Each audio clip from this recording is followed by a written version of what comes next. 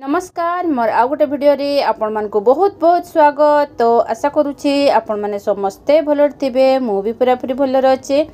ताले एटा देखि पारुथिबे हमरो मार्च मासरे हमरो अंगनवाड़ी ज्ञान केंद्र गुडी करे जो बैठक करा जाय से उपरे मु नै कि आछि। से सब्जेक्ट हला एहा सुनिश्चित करिबा जे स्थानीय उपलब्ध खाद्य पनिपरिबा किचन गार्डन रु विविधतापूर्ण खाद्य पाइबा। तो यह उपरे मु भिडियोटा तैयारी करछि।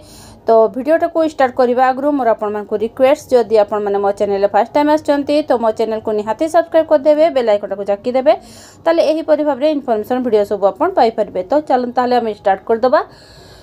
अद्यता 11/3/2025 दिख दिबा 1 घटिका समय रे अंगनवाड़ी केंद्र बड़भंडू ठारे महिला परिदर्शिका को सभापतित्व रे यह सुनिश्चित करिबा जे स्थानीय उपलब्ध खाद्य पनिपरिबा किचन गार्डन रु विविधतापूर्ण खाद्य पाइबा विषय रे एक बैठकर आयोजन करा जायथिला।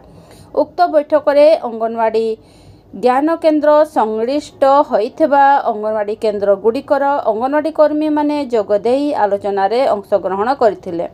आलोच्य विषय यह सुनिश्चित करिबा जे स्थानीय उपलब्ध खाद्य पनिपरिबा किचन गार्डन रु विविधतापूर्ण खाद्य पाइबा, निज अंचल रे मिलुथिबा भिन्न भिन्न प्रकार खाद्य पदार्थ उपभोग करिबा जेउथिरे प्रत्येक खाद्यर विशेष पोषक उपादान थाए।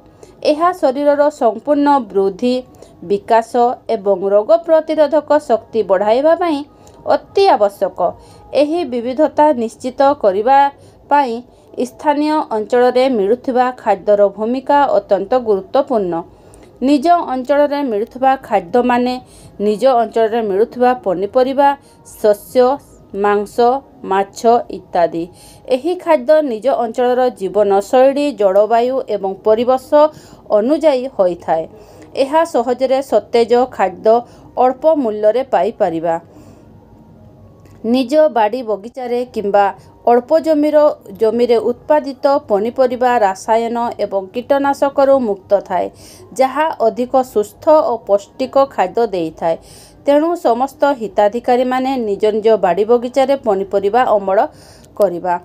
आमे प्रोटीन खाद्य निमंते कुकुड़ा चाष करिबा, बंध पोखरी रे माछ चाष करिबा, निज बाड़ी रे पिजुड़ी लेंबू अमृतभंडा कदली कमला सजना कुंदरी गछ लगाइबा, जहाँकि आम परिवेश रे यह बढ़ी थाए। एही गछ गुड़िक बेसी जत्न दरकार करे नाही।